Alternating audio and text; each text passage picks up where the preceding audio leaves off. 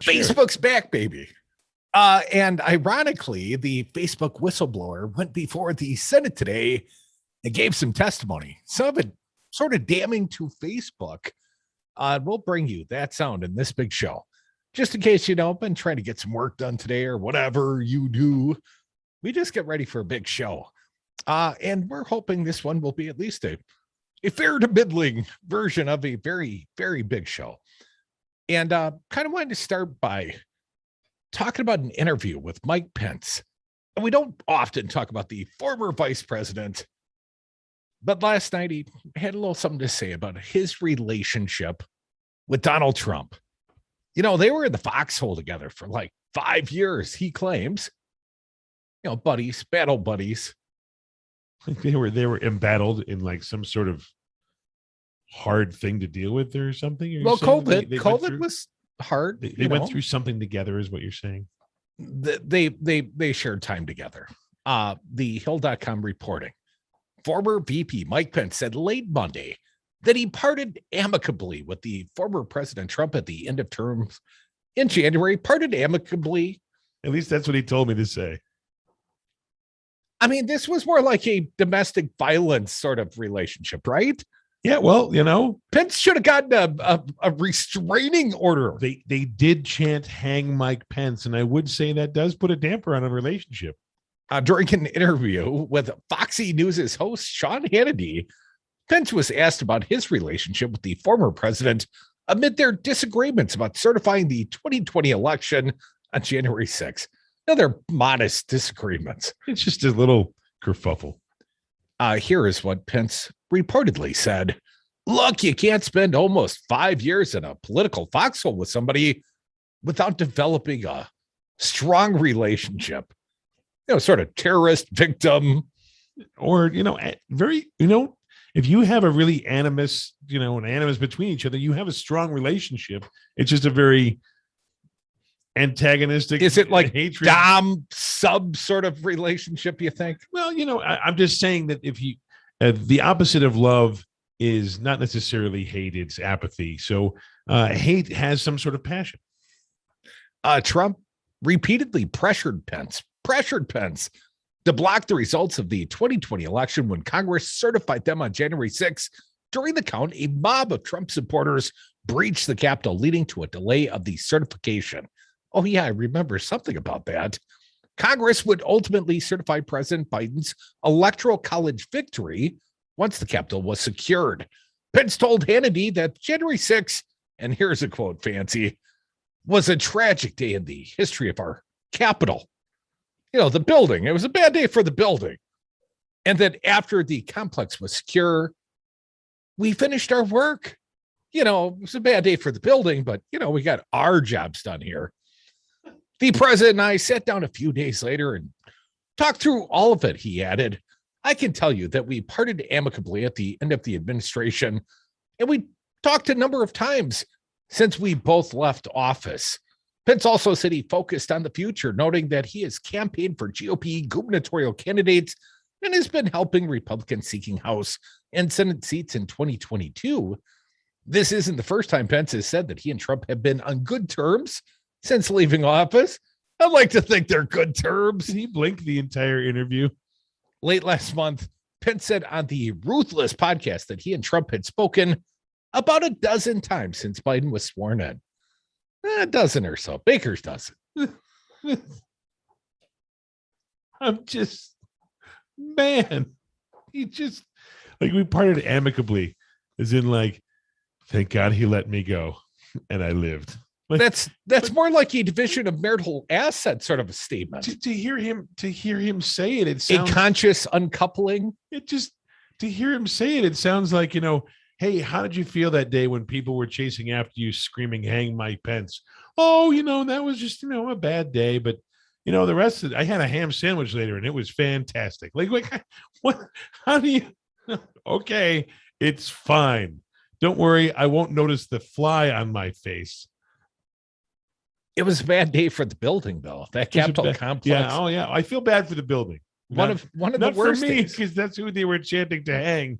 But, we parted amicably, as in they let me go and I lived. Fancy Brian, there are a couple of new books out about the end of the Trump relationship with Mike Pence and, sort of the tenuous relationship we all had with, democracy there at the end. Two authors out promoting their new books, and one I got a lot of respect for, and one a lot less so. The two authors are Fiona Hill, and you'll remember Fiona Hill because she gave some very direct testimony during the first impeachment trial of Donald Trump. And she was the Russian expert sort of a person, and saw her as something of a no-nonsense impeachment witness. And Fiona Hill is back out there, and she's now doing press interviews. And here's one thing that was brought to my attention. I want to share it with you, Fancy Brian, and the entire audience. Fiona Hill reveals the single question that Donald Trump had about Putin before they met. Only one question. This one might be a shocker. Okay. So I'm going to jump in. Travis Getty reporting at the Ross. Does he have cameras in his hotel rooms? All of them? Well, this is, hold on. Don't get ahead of the host here. No, seriously, I didn't know. I was just guessing. I'm being flippant. That's the Four Seasons, the one in Moscow. Yeah, of course. Yeah, the room I was in. Yeah. Do you have video?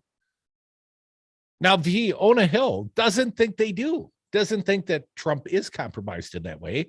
Let me give you a little bit of the info. Donald Trump had one pressing concern with Russian President Vladimir Putin, according to one of his former national security advisors.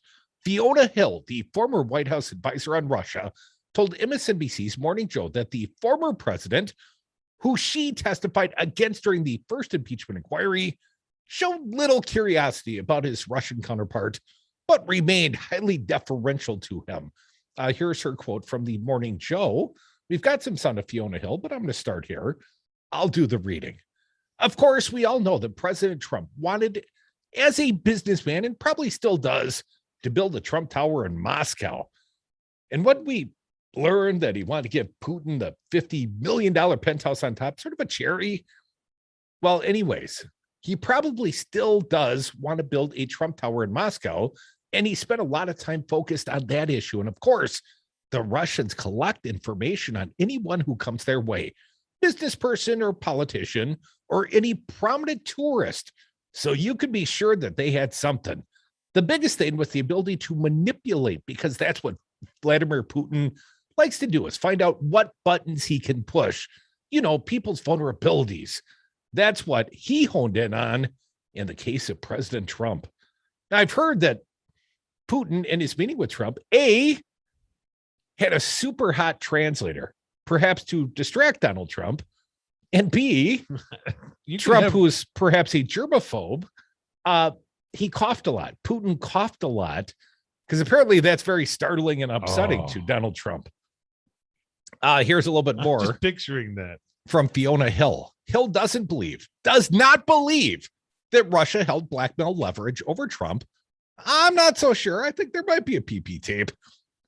Who she thinks simply admired Putin as a strongman, but she was still alarmed that he never condemned the Kremlin's efforts to interfere in the 2016 election, especially during the infamous Helsinki meeting. What do we call that? The Helsinki hand job. I think we made that famous. I don't see any reason why it would be. Here's what she said. Of course, this was just a nightmare, and everyone else watching it as well, because it was entirely predictable. But from the perspective of myself and others who were working at NSC at the time, Hill said, we knew that President Trump did not want to admit that the Russians had played any kind of a role in the election, because it would be tantamount to saying that he hadn't been elected legitimately and that he was an illegitimate president. He didn't want to give any credence to that kind of idea, and he didn't want to challenge Putin, because for him, Putin's the ultimate strongman. If the person he wants to be most like, and he wanted Putin to like him. And the one question he actually asked me directly, in fact, the only real question I remember him asking me directly was, and here's the question. Are you ready for it? I've kind of built it up. Donald Trump's only question about Vladimir Putin to his Russian expert, Fiona Hill, who's selling books and giving testimony. But Hill said, here's the only question. Yeah, drum roll, please. Am I going to like him? Great. I mean, what an important Great. question for a president to ask. Am I going to like the guy, or am I going to have to tolerate him? Great. Because I've been tolerating guys like Rudy for a long time, and this vice president, Mike Pence, oh man, tolerated best. But Pooty Poot, oh, will I like him? Am I going to like him? I kind of like him, but I want to like him. But do I like him? Oh, my goodness.